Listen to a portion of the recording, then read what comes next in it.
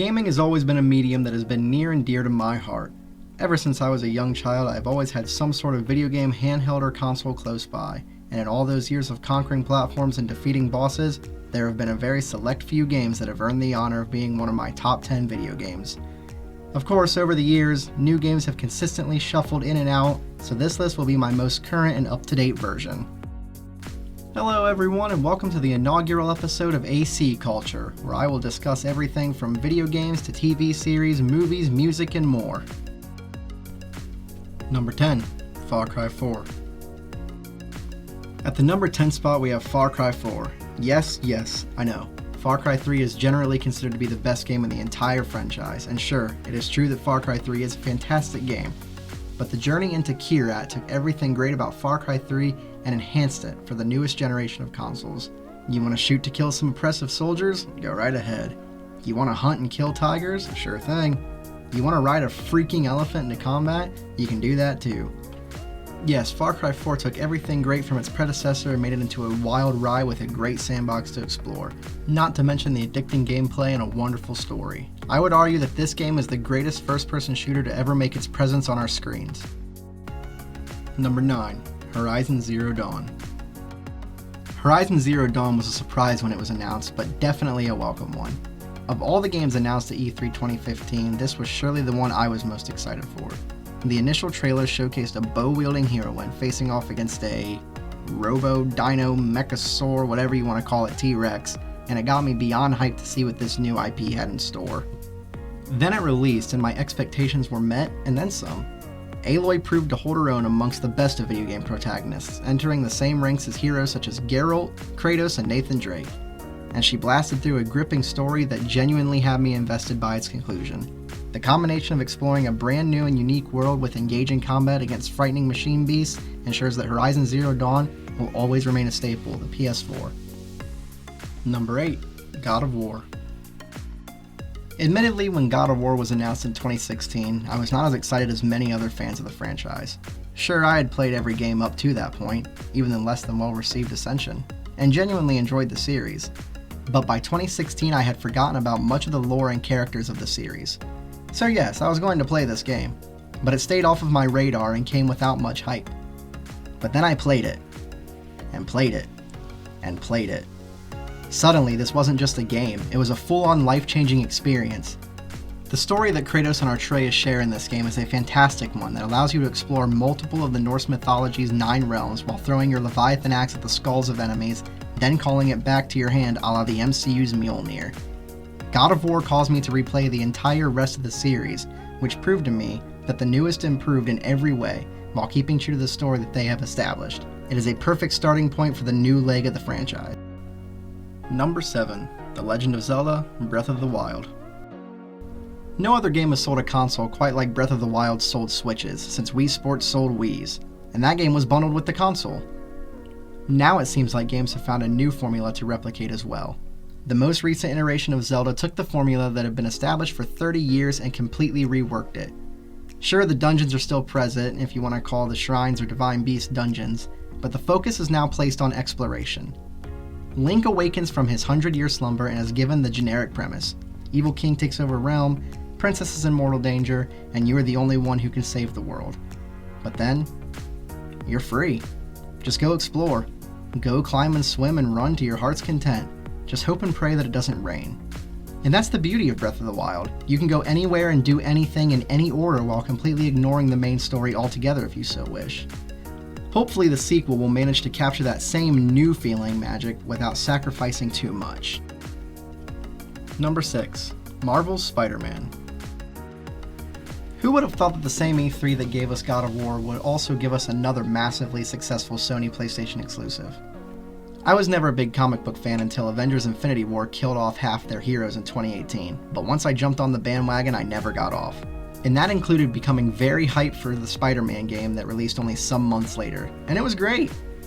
The perfect blend of narrative and gameplay gave us an experience that marveled like no other. This Peter Parker is already a pro at his web-headed career, but that doesn't mean he can swing through life unchallenged. His character is deep, with great story beats, intriguing villains, and excellent voice acting by Yuri Lowenthal. I would even argue that Insomniac's iteration of Peter Parker is the best that we have ever seen across any media. Swinging seamlessly through New York City made the fast travel function go unused, which is rare in an open world game, and mastering the combat after learning the combos and utilizing gadgets perfectly complemented the already fantastic story of Marvel's Spider-Man. Number 5. Dark Souls 3. So my love for Dark Souls 3 is based almost solely on my playthrough of another From Software game that will appear higher up on this list. Here's a hint. It's not Dark Souls 1 or 2, and I strongly dislike Sekiro. But because of my love for that game, I was able to get heftily hyped for this entry.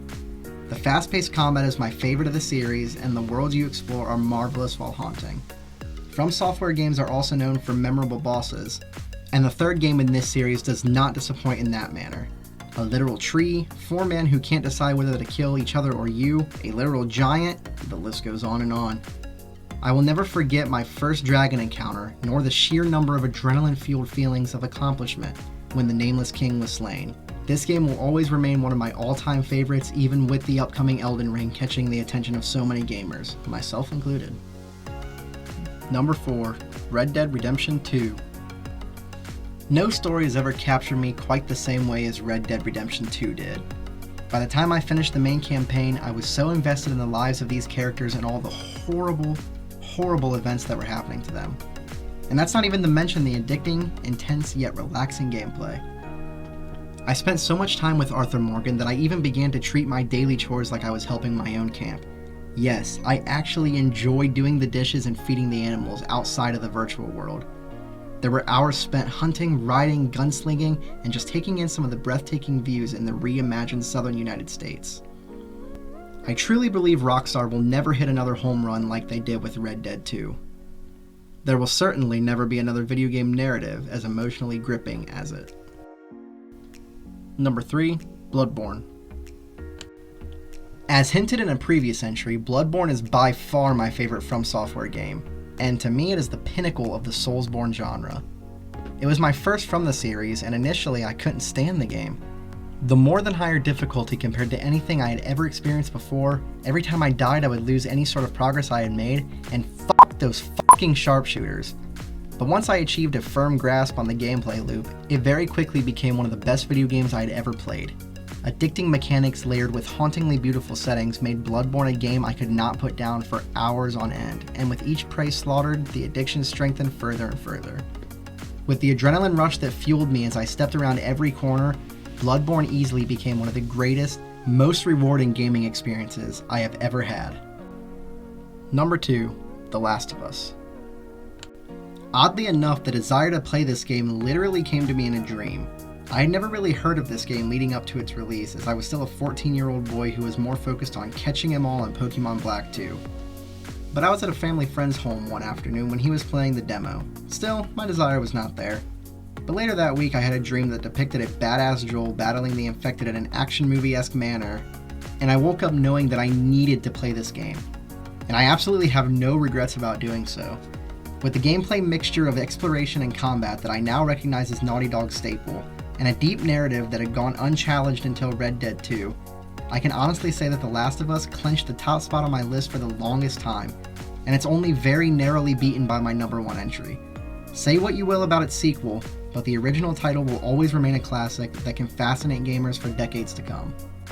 And number 1, The Witcher 3, Wild Hunt. And here it is, my number 1 game. The game that takes the Platinum Trophy and deserving of every one of the hundreds of awards it received. The Witcher 3 was a masterpiece in the RPG genre. Every detail in the world was crafted with a level of care that only CD Projekt Red could give us. And apparently they could only smash it once. While the combat does have its minor flaws, I was engrossed in this world, and the characters, for hours upon hours of gameplay. It dominated what I call the greatest summer of my life so far, and The Witcher 3 is one of the main reasons for that summer being so awesome. There have been many contenders, but nothing has quite given me the same experience that was given to me by Geralt and Ciri as they slayed monsters through the continent. So there they are, my top 10 video games as of 2021. I want to know what you all think about my selections, and comment on why you agree or disagree with me. While you're at it, give this video a like and my channel subscribe for more content like this, but for a wide array of topics, including TV, film, and music. I'm very excited to be rebranding this channel as ACCulture, so I can discuss a broader range of interests that extends beyond video games. Looking forward to catching you all in the next video.